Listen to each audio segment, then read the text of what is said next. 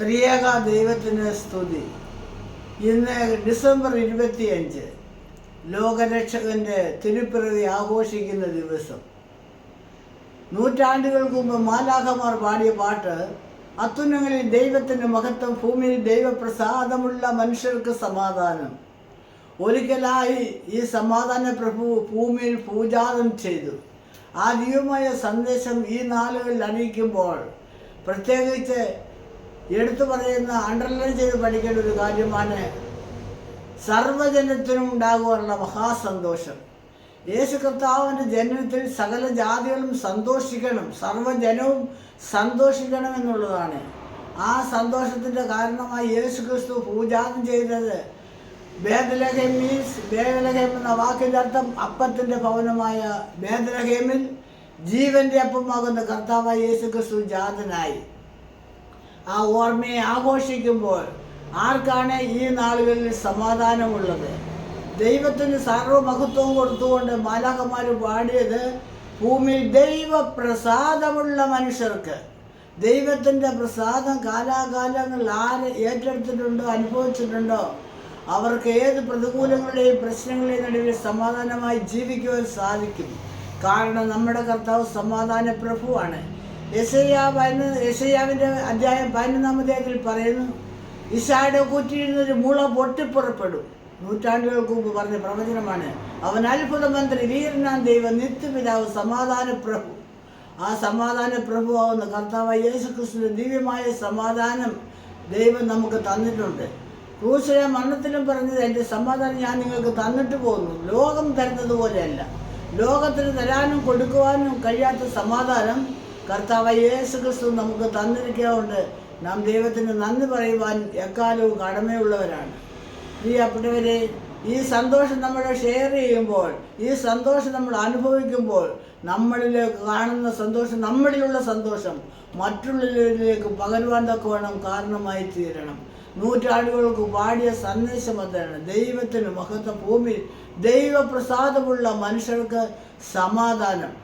അതുകൊണ്ടാണ് വീണ്ടും ലൂക്കോസിന്റെ സുവിശേഷം 1-ാം അധ്യായത്തിൽ പറയുന്നത്, സർവ്വജനത്തിനും ഉണ്ടാകുവാനുള്ള മഹാസന്തോഷം ഞാൻ നിങ്ങളോട് സുവിശേഷിക്കുന്നു. സർവ്വജനവും യേശുക്രിസ്തുവിന്റെ ജനനത്തിൽ സന്തോഷിക്കണം എന്നുള്ളതാണ്.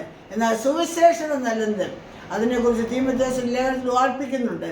ദാവീദിന്റെ സന്തതിയായി ജനിച്ച് മരിച്ച് ഉയർത്തെഴുന്നേറ്റ യേശുക്രിസ്തുവിനെ ഓർത്തുകൊള്ളുക, അതാകുന്നു എൻ്റെ സുവിശേഷം.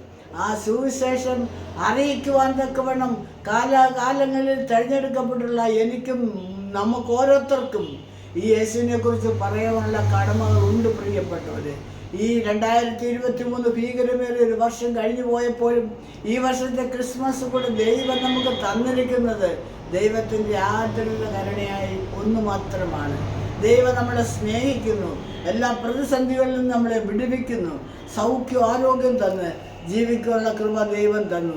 അതുകൊണ്ട് ഈ ദൈവത്തെ മഹത്വപ്പെടുത്തുവാൻ തക്കവണ്ണം, അവൻ്റെ സന്തോഷം അനുഭവിപ്പാൻ തക്കവണ്ണം, ആ സന്തോഷം മറ്റുള്ളവരിലേക്ക് പകരുവാൻ തക്കവണ്ണം തീർച്ചയായിട്ടും നമ്മളെ ഏൽപ്പിച്ചു കൊടുക്കുവാൻ നമുക്ക് സംഗതിയാക്കട്ടെ. കർത്താവായ യേശു ക്രിസ്തു നമ്മളിൽ ഉരുവായിട്ടുണ്ടോ എന്ന് വീണ്ടും ചിന്തിക്കേണ്ടത് ആവശ്യമാണ്. യേശു ക്രിസ്തു ഉരുവാകാത്തിടത്തോളം കാലം, അവനെ പിറക്കുവാൻ നമ്മുടെ ഹൃദയത്തിൽ ഇടം കൊടുക്കാത്തിടത്തോളം കാലം നമുക്ക് സമാധാനം ലഭിക്കുകയില്ല. ദൈവമായ കർത്താവ് നമ്മുടെ ഹൃദയത്തിൽ കാലാകാലങ്ങളിൽ ഉരുവായി ആ അനുഭവത്തിൽ അവനെ വളർത്തുവാൻ, അവനെ കൈക്കൊണ്ടതുപോലെ ഒരു കൂട്ടായ്മയും നടത്തി, അവനിൽ വേരൂന്നി ആത്മീയവർദ്ധനം പ്രാപിച്ച് കർത്താവിന് വേണ്ടി ജീവിക്കുവാൻ, കർത്താവിൻ്റെ വരവിനായി ഒരുക്കുവാൻ നമുക്ക് കഴിയേണ്ടത് ഏറ്റവും ആവശ്യമായ കാര്യമാണ്. ഈ പ്രാവശ്യത്തെ ക്രിസ്തുമസും കൂടെ ദൈവം നമുക്ക് തന്നിരിക്കുമ്പോൾ മാലാഖമാരെ പാടിയ പാട്ട് നമുക്ക് ഏറ്റുപാടുവാൻ തക്കവണ്ണം സംഗതിയാക്കട്ടെ. ദൈവം തന്ന സമാധാനം അനുഭവിച്ചുകൊണ്ട്, നമ്മൾ അനുഭവിക്കുന്ന സമാധാനം മറ്റുള്ളവരിലേക്ക് പകരുവാൻ തക്കവണ്ണം പൂർണ്ണമായി ദൈവകരങ്ങളിൽ സമർപ്പിച്ചുകൊണ്ട് നമുക്ക് പ്രാർത്ഥിക്കുവാനുള്ള കാലയളവാണ്. അന്ത്യകാലങ്ങൾ അടുത്തുകൊണ്ടിരിക്കുന്നു.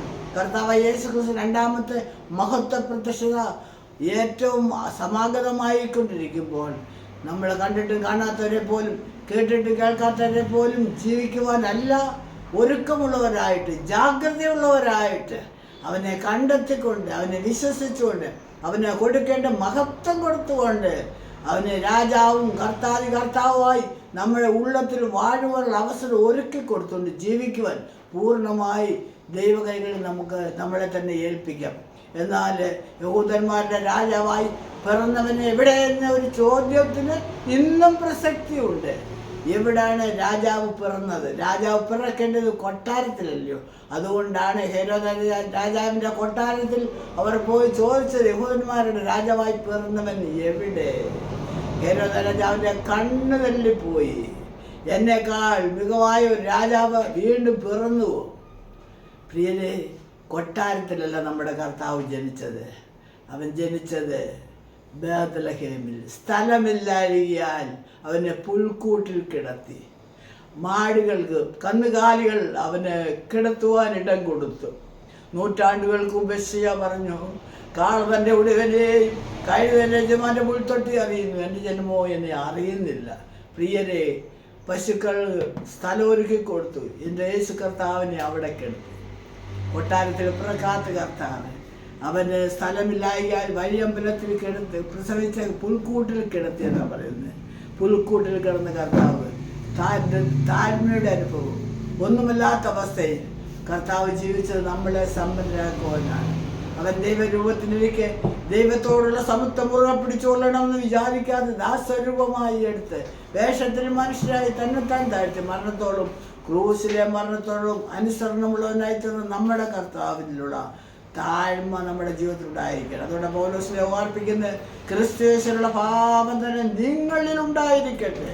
യേശു ക്രിസ്തുവിലുള്ള പാപം, കാലിത്തൊഴുത്തിൻ്റെ പാപം, കാൽവരുടെ പാപം, ഈ പാപമാണ് നമ്മളിൽ ആവശ്യമായിട്ടുള്ളത്. നമുക്കൊരിക്കലായി നമുക്ക് വേണ്ടി പിറന്ന നമ്മുടെ കർത്താവ് ഇന്ന് നമുക്കായി ജീവിക്കുന്നു. യേശു ജീവിക്കുന്നത് കൊണ്ട്, അവൻ ജീവിപ്പിക്കുന്നത് കൊണ്ട് നമ്മളും ജീവിക്കുന്നെന്ന് പറയുവാൻ ഈ വർഷത്തെ ക്രിസ്തുമാസ് നമ്മളെ തന്നെ സോദരയോട് താഴ്ത്തി ഏൽപ്പിച്ചു കൊടുക്കാം.